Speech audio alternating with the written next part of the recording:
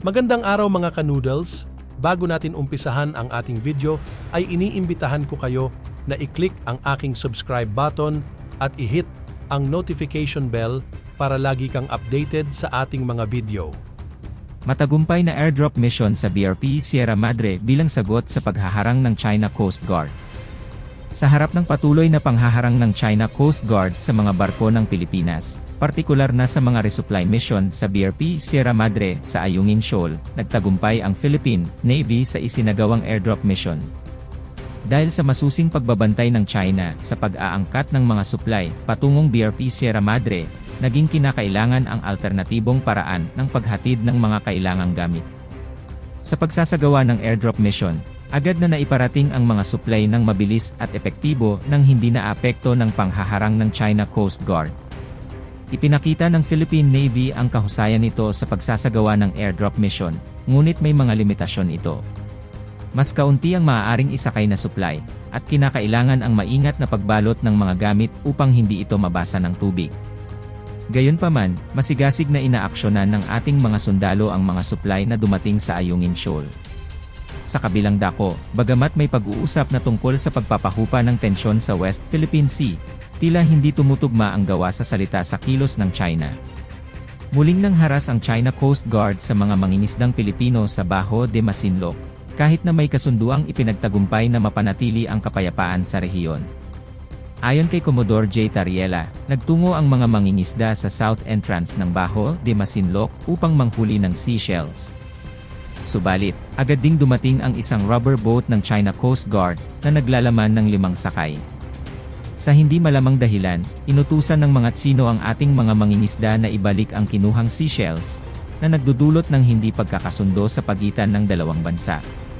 Ang pangyayaring ito ay nagpapatunay na bagamat may mga usapang nagaganap, may mga pagkakataon pa rin na ang kilos ng China ay hindi nagpapakita ng kahusayan sa pagsunod sa napagkasunduang mga hakbangin. Sa makatuwid, mahalaga ang patuloy na koordinasyon at pagmamatsyag upang mapanatili ang kapayapaan at kasunduan sa West Philippine Sea.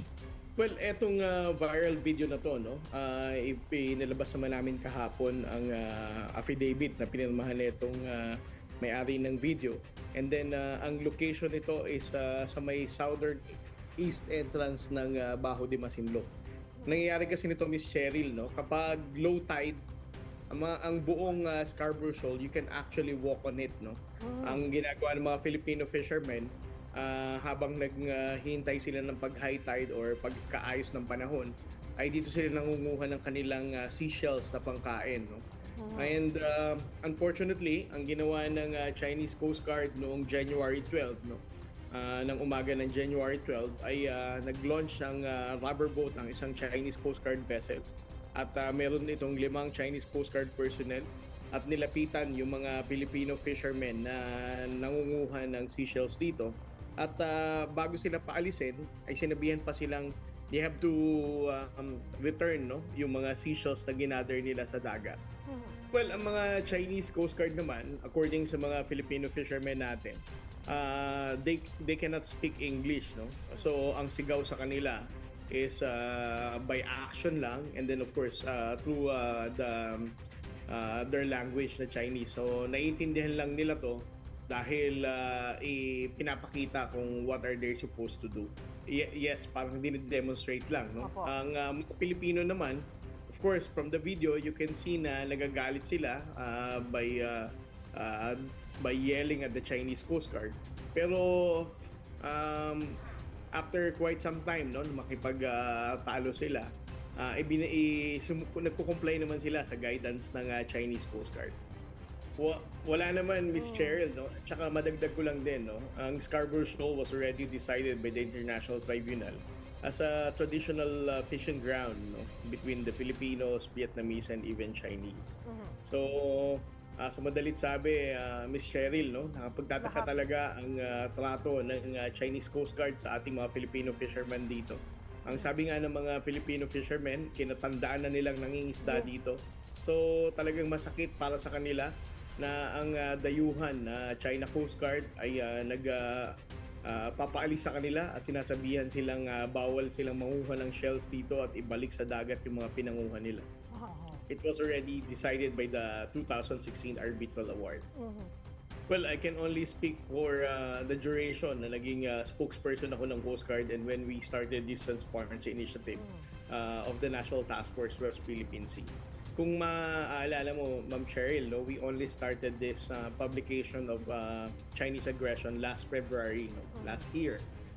From February onwards, this is only the first time that we were able to document and expose the Chinese harassment to the Filipino fishermen na nagpunta dito sa low tide area ng Bajo de Masinloc at nangolekta ng seashells.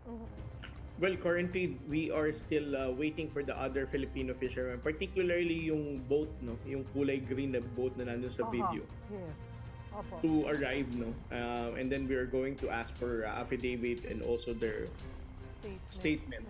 Opo. It is estimated na somewhere between 15 to 20 Filipino fishermen ang nandito sa low tide area na to ng Bajo de Masinloc na nangungulekta ng seashell. So right after that, siguro we would also ask if they were able to document, no? Kasi ang mga Filipino fishermen ngayon, Miss Cheryl, they are now well educated that they need to support the national government in documenting this aggressive action of China. So we can expect na itong mga mangingisda na to, after we meet them, no, na mayroon din silang maibibigay sa ating another copy or version of their videos that they gathered. So ito yung hinihintay natin, and I assure you the Philippine Coast Guard, with the approval of the National Task Force West Philippine Sea, kapag nakuha na natin itong statements ng other Filipino fishermen to collaborate dito sa affidavit ng naunang mangingisda, and the videos that we can also receive will also be publicized and to show the Filipino people of what's the condition of the Filipino fishermen. Well, ang ginawa sa kanila, Miss Cheryl, no, they're asked to throw away itong seashells pabalik sa dagat. Oh. And then after that, saka lang sila pinaalis. No? Oh. So the instruction is for them to return the seashells and then saka sila papayagang umalis.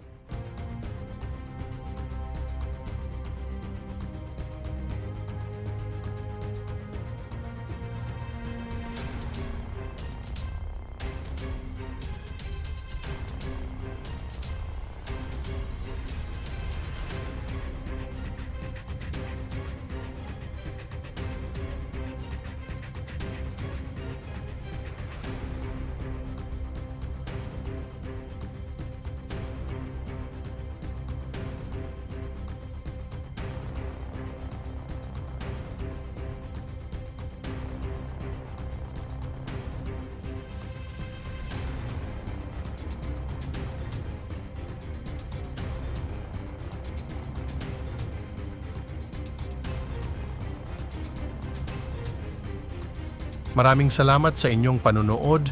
Kung nagustuhan nyo ang aking video, pakiclick ang like and share button, at kung hindi ka pa nakasubscribe, ay i-click mo na rin ang subscribe button at ang ating notification bell para lagi kang updated sa aking mga upload.